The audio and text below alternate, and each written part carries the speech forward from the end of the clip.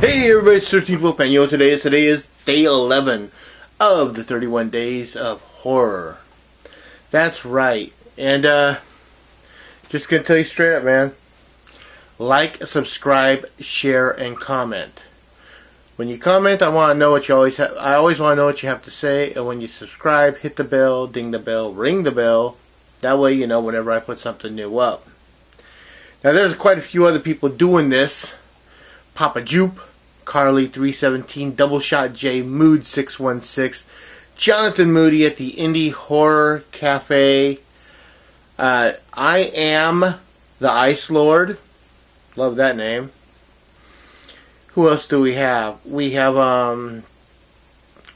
Tony has 9 fingers. We have the one and only MSJ, Max James, Brother Max. Go over there, say hey to Brother Max. Tell him I sent you. And just Nightmare Maven, you know. Like I said, there's a plethora of people that are doing this, and you should check them all out. That's just a small list. Now, when I do this every year, for the last 3 years, I've been doing Italian horror on Sundays. But this year, I've got a multitude of Italian horror. So it seems like just about every day is Italian Horror Day. Today is no different. Today I have Il Lago di Sant'Anna, which is Italian for Revenge of the Blood Beast.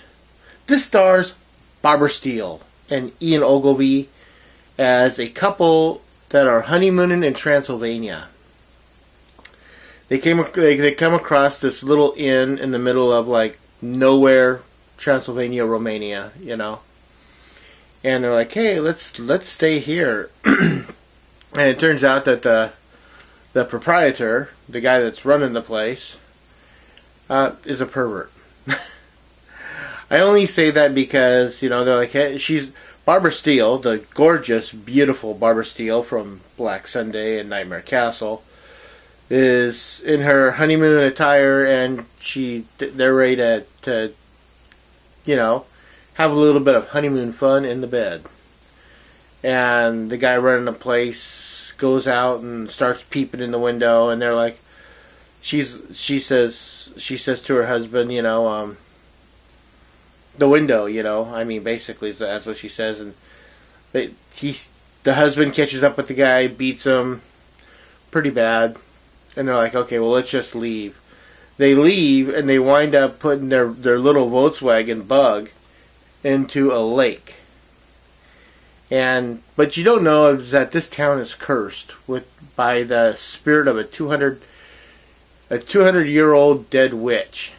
And when they drowned the witch 200 years ago, it was in that lake. A truck driver comes by, sees that they wound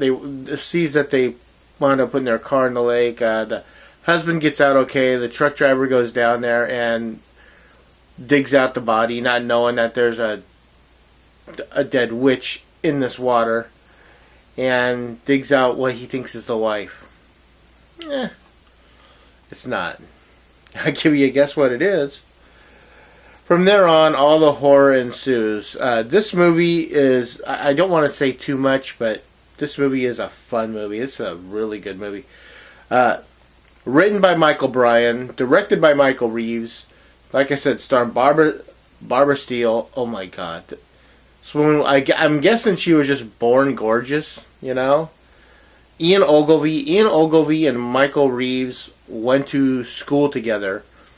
And so when Michael Reeves got a chance to direct a movie, he's like, "Hey, Ian, you want to come along and do a movie for me?" And Ian said, "Hells yeah."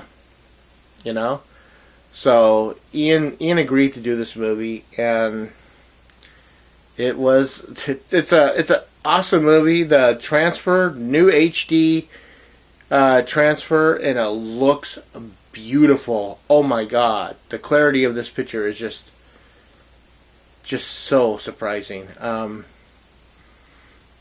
There's a making of featurette on here where Barbara Steele talks about how she got into film, which it's a half an hour long, but it's really interesting. And it's a sad one because Michael Reeves, he only made a handful of movies. He died at the age of 24, 25, like 1969, 1970, somewhere around there. And died of a barbiturate overdose. And he was very talented. He also did Witchfinder General. That was another big movie that he directed. So I mean, if you know what that is, I mean, you kind of got an idea of who this guy is. But yeah, this is a very, very good movie. I say if you want to watch a good movie, check this out. This does have a really weird car chase scene in it towards the end.